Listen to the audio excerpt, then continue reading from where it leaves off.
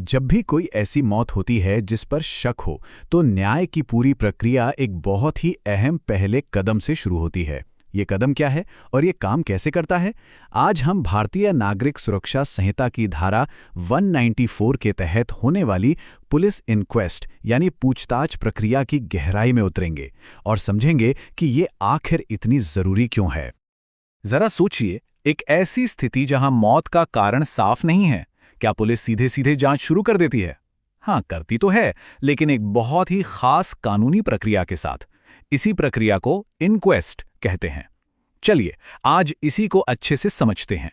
आज की हमारी चर्चा हमें 5 खास पड़ावों से होकर ले जाएगी।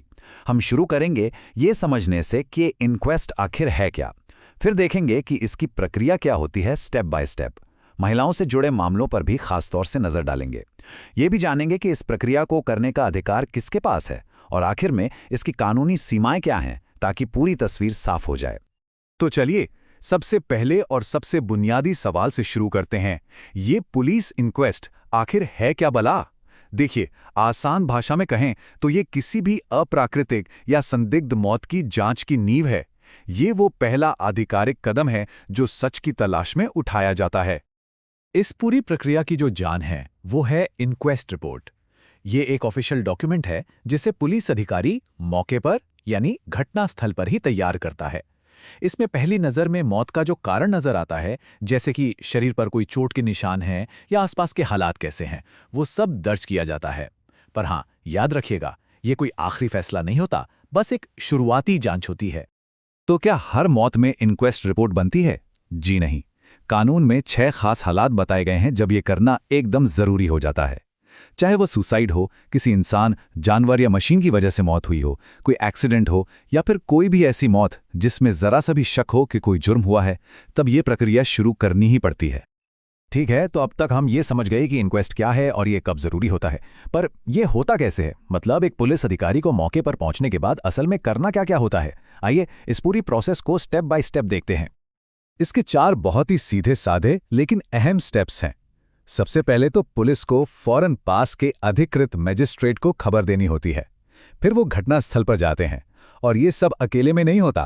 कानून कहता है कि पारदर्शिता के लिए कम से कम 2 इज्जतदार स्थानीय लोगों की मौजूदगी में ही शरीर की जांच होगी और रिपोर्ट तैयार की जाएगी।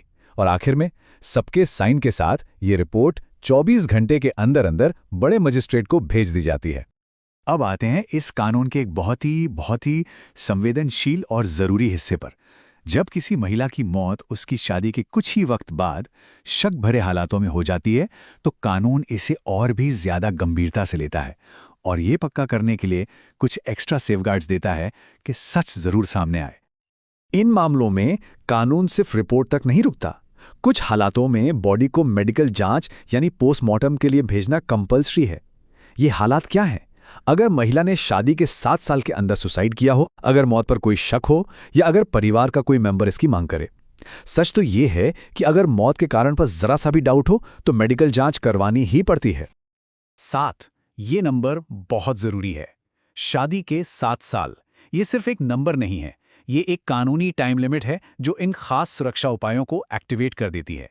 ऐसा इसलिए है क्योंकि कानून ये मानकर चलता है कि शादी के शुरुआती साल एक महिला के लिए ज्यादा नाजुक हो सकते हैं, और ये कानून पक्का करता है कि इन सेंसिटिव मामलों को बस एक रूटीन जांच की तरह ना देखा जाए, बल्कि ज्यादा गहराई और सावधानी से परखा जाए।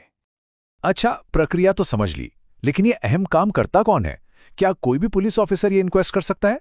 नहीं, कानून ने ये जिम्मेदारी कुछ खास अधिकारियों को ही सौंपी है। चलिए जानते हैं कि वो कौन है। कानून के मुताबिक district magistrate, sub divisional magistrate या फिर राज्य सरकार की तरफ से खास तौर पर अधिकार दिया गया कोई दूसरा एग्जीक्यूटिव मजिस्ट्रेट ही इंक्वेस्ट कर सकता है।